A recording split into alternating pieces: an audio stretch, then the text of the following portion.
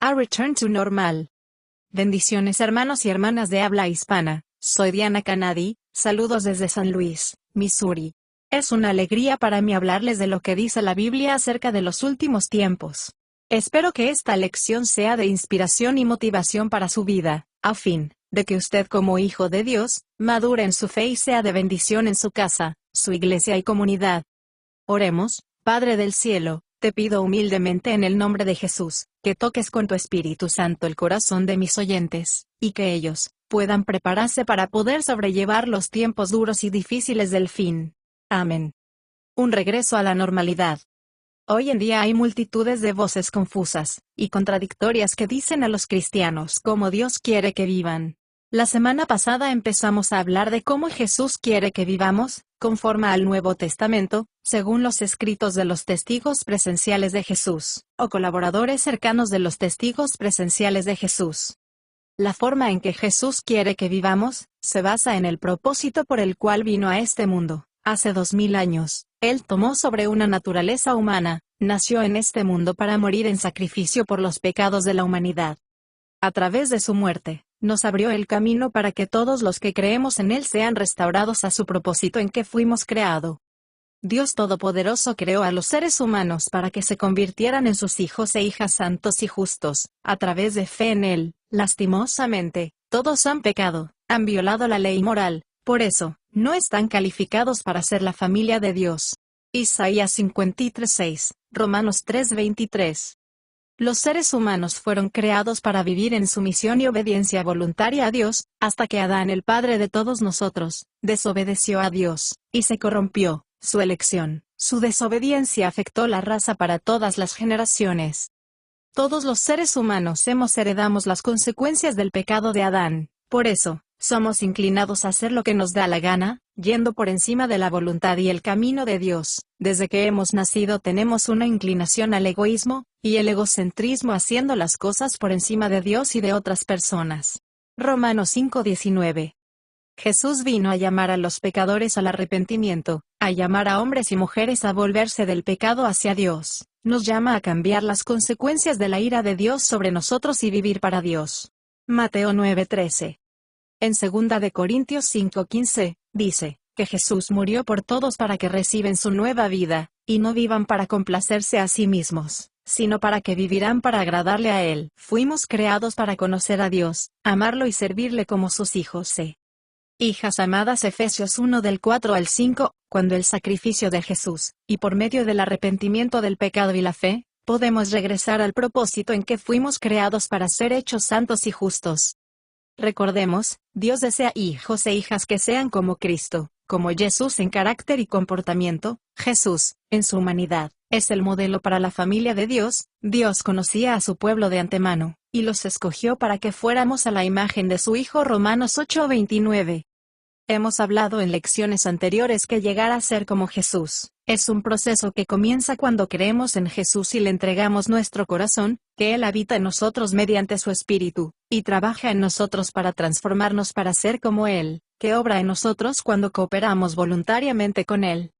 En este momento, somos plenamente hijos e hijas de Dios, a través de la fe en Jesús, pero todavía no somos plenamente semejantes a Cristo. Nos falta más cosas que cambiar en nuestro ser. El que comenzó la obra en nosotros, la completará hasta el día de su venida. Filipenses 1:6. En esta lección veremos más a fondo lo que dice el Nuevo Testamento, acerca del por qué Jesús vino a este mundo, y cómo Él quiere que vivamos, a la luz del Nuevo Testamento. Cuando Jesús comenzó su ministerio público en la tierra, su primer llamado a hombres y mujeres fue a arrepentirse y creer en Jesucristo. Arrepentirse es un cambio de mentalidad y tristeza por haber fallado con los pecados pasados, y un cambio de conducta para ser mejores, al creer, confiar y aceptar las buenas nuevas del Evangelio. Marcos 1:15. A lo largo de 3 años y medio, Jesús reveló todo su propósito en las buenas nuevas, explicando que vino a la tierra para liberar a la humanidad y a la tierra del pecado, la corrupción y la muerte. Ni la humanidad ni este mundo están como fueron creados al principio. Tanto la humanidad como la tierra han sido dañadas y corrompidas por el pecado. Génesis 2:17, Génesis 3:17 al 19, Romanos 5:19, Romanos 8:20. En este momento, la tierra es el escenario, el campo de una rebelión universal contra Dios. Jesús entró en el tiempo y espacio hace 2000 años para comenzar el proceso de restablecimiento de su reino, y reclamar y restaurar lo que ha sido dañado por el pecado. La palabra griega, reino significa dominio, gobierno o reinado. El reino de Dios es el campo, la extensión de su reinado, donde Dios reina y hace su voluntad. Jesús vino por primera vez para morir como sacrificio por los pecados, y hacer posible que los hombres y mujeres sean restaurados como familia de Dios, a través de la fe en Él. Juan 1, 12 y 13. Después de su resurrección, Jesús comenzó a establecer su reino en los hombres y mujeres que se arrepienten y creen en Él. Este reino se sigue extendiendo sobre los hombres y mujeres a través de los siglos. Cuando entramos en el señorío de Jesús, entramos en el reino de Dios. Dios, por su Espíritu, entra en la vida de los arrepentidos que creen en Él, por el nuevo nacimiento. Cuando Cristo está en nosotros, reina sobre nosotros y nosotros somos su reino. Lucas 17 del 20 al 21, Juan 3 del 3 al 5. Cuando Jesús vuelva nuevamente limpiará, renovará y restaurará la tierra, y establecerá su reino visible y eterno, para vivir con su familia para siempre. Apocalipsis 21-22. Mientras Jesús viajaba por Israel hace 2000 años, llamó a la gente a seguirlo. Mateo 4:19, Mateo 8:22, Mateo 9:9, Mateo 19:21, Juan 1:43. La gente que le siguió a Jesús lo llamó rabino o maestro. Rabino era un término respetuoso utilizado para los maestros e instructores espirituales. Los rabinos llamaban o invitaban a hombres a seguirles. En esa cultura, la palabra seguir llevaba la idea de aprender y ser un discípulo. Un discípulo debe aprender de su rabino, y debe imitar o copiar el ejemplo de su maestro, buscarlo y ser como él. Jesús hizo una serie de declaraciones específicas sobre lo que significa seguir o ser como él. Tengamos en cuenta uno. En Mateo 16:24, dijo, si alguno quiere ser mi discípulo, niéguese a sí mismo, desprecie, abandone lo que más quiere, olvídese de sus gustos e intereses, tome su cruz y sígame. En Mateo 16:24, en otra versión dice, si alguno quiere seguir mis pasos, renunciar a todo derecho sobre sí mismo, toma su cruz y sígueme. En Mateo 16:24, en otra versión dice, si alguno de ustedes quiere ser mi seguidor, debe dejar de lado su ambición egoísta, cargar su cruz y seguirme. Jesús requiere 3 cosas que hagan los que le siguen. 1. Negarse a sí mismo, tomar su cruz, seguir sus pisadas. Negarse a sí mismo significa cambiar la forma de vida, dejar de vivir para uno mismo, y hacer las cosas que agraden a Dios, incluso cuando sea difícil o costoso hacerlo. Este principio tiene que ver con la intención del corazón. ¿Cuál es la intención que hay en tu corazón? ¿Agradar a Dios o a ti mismo?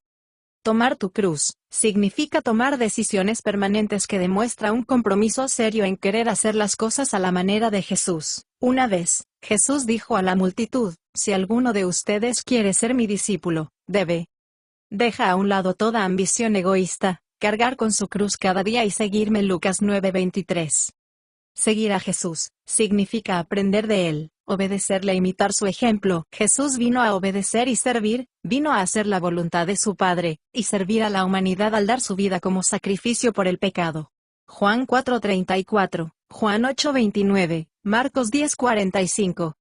Tengamos en cuenta este punto importante. Jesús no estaba pidiendo un estado de desarrollo súper espiritual que pocas personas pueden lograr.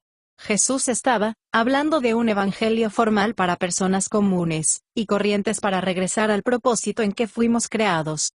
Los seres humanos fuimos creados para vivir en sumisión voluntaria y obediencia a Dios Todopoderoso, centrada en una relación y comunión como hijos e hijas que le glorifican a Dios íntegramente y viven en paz. La salvación trata de la restauración de la naturaleza humana por el poder de Dios. Por el mensaje del Evangelio podamos regresar y restaurar nuestra vida a la normalidad, a lo que éramos antes del pecado, hijos e hijas con el carácter y la personalidad de Jesús. Hablaremos de esto con más detalle en las próximas lecciones. Por ahora consideremos estos puntos populares. El Evangelio que se presenta hoy en muchos círculos es egocéntrico, corrupto y muy liberal. Se fundamenta en todo lo que somos, y no en lo que Dios quiere que seamos. Cuando hablamos de hacer la voluntad de Dios, muchos automáticamente pensamos en nosotros mismos. ¿Cuál es mi vocación? ¿Cuál es mi ministerio? ¿Cómo puedo utilizar mis dones y talentos? ¿Qué cargo ocuparé? ¿Dónde viviré? ¿Cómo puedo tener éxito en la vida? Jesús no murió para obtener obreros grandes, ricos y exitosos. Él murió para rescatar a sus hijos e hijas para que sean santos y justos, como es Él en carácter y obediencia al Padre. Jesús resumió la ley de Dios, la voluntad de Dios en dos declaraciones: amar a Dios, obedecer, que es el estándar para amar al prójimo como a nosotros mismos, y tratar a los demás como queremos que otros nos traten. Este es el cristianismo normal. Mateo 22 del 37 al 40. Volverse hacia Dios significa dejar nuestras prioridades, perspectiva, cambiar de comportamiento, y ser conscientes de las cosas eternas son más importantes que las temporales y terrenales, que este mundo en su condición actual no es nuestro hogar, que solo estamos de paso. Jesús llamó a hombres y mujeres, diciéndoles: vengan a mí todos los que estáis trabajados y cargados, que yo os haré descansar. Llevad mi yugo sobre vosotros y aprended de mí, que soy manso y humilde de corazón. Mateo 11 del 28 al 29. Los judíos del primer siglo usaron la frase tomar el yugo para hacer entender de someterse al yugo de la ley y los mandamientos, pero el yugo que Cristo ofrecía era más fácil y irresistible. Jesús invita a hombres y mujeres a someterse a Él para aprender de Él. Notemos lo que dijo de sí mismo: soy manso y humilde, aprendan de mí, sigan mi ejemplo. Algunos dicen erróneamente que las exigencias de Jesús de negarse a sí mismo eran solo para las personas que interactuaban con Él. Estos dicen que la cruz lo cambió todo, y ninguna de las enseñanzas de Jesús anteriores a la cruz debe ser aplicada a nosotros hoy en día. Sin embargo, la cruz no cambió lo que significa seguir a Jesús, sino cambió las cosas nuestra vida. Gracias al sacrificio de Jesús, con su muerte ahora Jesús puede habitar en nosotros mediante su Espíritu para guiarnos y capacitarnos para vivir como Él, haciendo todo lo que nos ordena, si queremos obedecerle. Veamos algunos ejemplos de lo que Jesús les dijo a sus discípulos, después de levantarse de la tumba. Para que puedan ser sus seguidores, Jesús les dijo a sus apóstoles que enseñaran a otros a hacer lo mismo. En una aparición posterior a la resurrección, junto al mar de Galilea, Jesús le ordenó a Pedro que alimentara y cuidara sus ovejas. Juan 21 del 15 al 17. En ese momento, Jesús le dijo a Pedro la clase de muerte iba a tener si quería cuando sea viejo para glorificar a Dios: extenderás tus manos, y otros te acosarán y te llevará a donde no quieres ir. Entonces Jesús le dijo: sígueme. Juan 21 del 18 al 19. Cuando Pedro le preguntó ¿y qué pasaría con Juan?, Jesús respondió: si quiero que siga vivo hasta que regrese, ¿qué te importa eso? Tú sígueme. Juan 21 del 20 al 22. Después de su resurrección todavía instó a Pedro a seguirlo. Tengamos en cuenta que la crucifixión de Jesús tuvo lugar apenas unas semanas antes. La mente de Pedro estaba fresca cuando Jesús le dijo que, como su seguidor, él también moriría a manos de un perseguidor. Entonces, el llamado de Jesús a seguirle fue sin duda bastante impactante. Notemos lo que Pedro escribió 30 años después, a los cristianos que enfrentaban dificultades, siendo injustamente tratados y sufriendo a pesar de haber actuado con rectitud. Pedro instó a sus lectores a seguir el ejemplo de Jesús, y demostrar un carácter semejante al de Cristo, incluso aunque fue difícil y costoso. En otras palabras, toma tu cruz y sígueme. En 1 de Pedro 2 del 21 al 23, dice, que Cristo sufrió por vosotros, para seguir su ejemplo y seguir sus pasos. Él nunca pecó y nunca engañó a nadie, no tomó represalias cuando fue insultado, cuando sufrió, nunca amenazó con vengarse, dejando todo en las manos de Dios, del juez justo e imparcial. Jesús regresó al cielo 40 días después de su resurrección. Antes de partir, el Señor comisionó a sus apóstoles a ser discípulos de todas las naciones. Enseñad a estos nuevos discípulos a obedecer todos los mandamientos que os he dado. Mateo 28 del 19 al 20. Recordemos que un discípulo es aquel que imita a su maestro, y obedece los mandamientos que Jesús los resumió en dos: obedecer a Dios y tratar a las personas como quisieran que lo traten a usted. Obtenemos una idea de lo que los apóstoles predicaron, mientras difundían el Evangelio y las cartas de Pablo. Pablo deja en claro que él mismo siguió a Jesús e instó a los cristianos a seguir su ejemplo como él siguió a Cristo. Pablo usó una palabra griega específica para seguir que significa imitar. En Efesios 5:1, dice: sed, pues, imitadores de Dios, seguid su ejemplo, como hijos que imiten a su Padre. Pablo escribió, seguid mi ejemplo, como yo sigo el ejemplo de Cristo. Os imploramos que seáis imitadores de mí como hijos amados. Pablo también escribió, hermanos míos, quisiera que todos vosotros me imitarais, y observarais a aquellos cuyas vidas son un modelo que aprended. Filipenses 3:17. Pablo, quien escribió que Jesús es el modelo de la familia de Dios, porque Dios conocía a las personas de antemano, y los eligió para que llegaran a ser como su Hijo. Romanos 8:29. El ministerio de Pablo en la ciudad griega de Tesalónica nos da una idea de lo que Pablo predicaba, aunque solo estuvo 3 semanas, hasta que estalló una severa persecución y fue obligado a abandonar la ciudad. Pablo escribió una carta a estos nuevos creyentes para hacerles acordar lo que les enseñó en el poco tiempo que estaba con ellos, mostrando el efecto que tuvo en ellos. En la primera de Tesalonicenses 1:6, dice, sean imitadores de nosotros y nosotros del Señor, propónganse aprender de nosotros como nosotros del Señor. En primera de Tesalonicenses 1 del 9 al 10, dice, convertisteis de los ídolos para servir al verdadero Dios vivo, en toda vuestra vida, esperen con ansias la venida de su Hijo del cielo. En esta carta, Pablo les dijo que las noticias de su conversión a Jesús se estaban extendiendo por toda Grecia y más allá. Pablo dijo que eran un ejemplo, modelo para todos los que creen en el norte y el sur de Grecia. Primera de Tesalonicenses 7:8. ¿Qué clase de ejemplo dieron estas personas? Eran hombres y mujeres que tomaron la decisión de apartarse del pecado a Dios e imitar a Cristo por el poder su Espíritu que moraba en ellos. Jesús murió para hacernos volver al camino, para vivir en sumisión y obediencia a Dios su Padre, como hijos e hijas que tiene el carácter y el comportamiento de Jesús. No necesitamos un carácter completamente perfecto para ser semejante a Cristo, y para agradar a Dios, solo necesitamos pureza, motivos e intenciones santas. Cada uno de nosotros debemos agradar a Dios, esforzándose a hacer su voluntad. En Filipenses 3 del 7 al 11, Pablo expresó que se consideraba como nada, solo se regocijaba en el conocimiento de Cristo Jesús, su Señor. Pablo anhelaba conocer a Jesús más plenamente. Observemos lo que dijo, Filipenses 3 del 12 al 14. No quiero decir que ya haya alcanzado la perfección, sino que sigo trabajando para que cuando ese día llegue, finalmente seré todo a la semejanza de Cristo Jesús, el que me salvó. Por lo tanto, todos los que somos perfectos, tengamos esta misma mentalidad. Las palabras perfección y perfecto son la misma palabra griega. Uno es adjetivo, el otro es un verbo.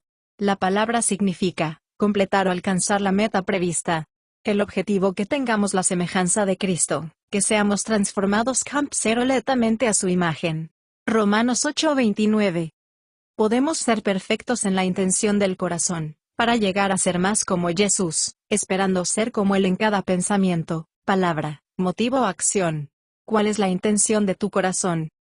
¿Qué piensa usted que es crecer en la semejanza de Cristo? Es imitar a Jesús, tomar su ejemplo en nuestro carácter y comportamiento. ¿Es ese el deseo de su corazón? ¿Se esfuerza por crecer y ser mejor? En conclusión, podemos ser perfectos ante Dios, antes de alcanzar la perfección total. Mucho más la semana que viene. Bendiciones. Diana.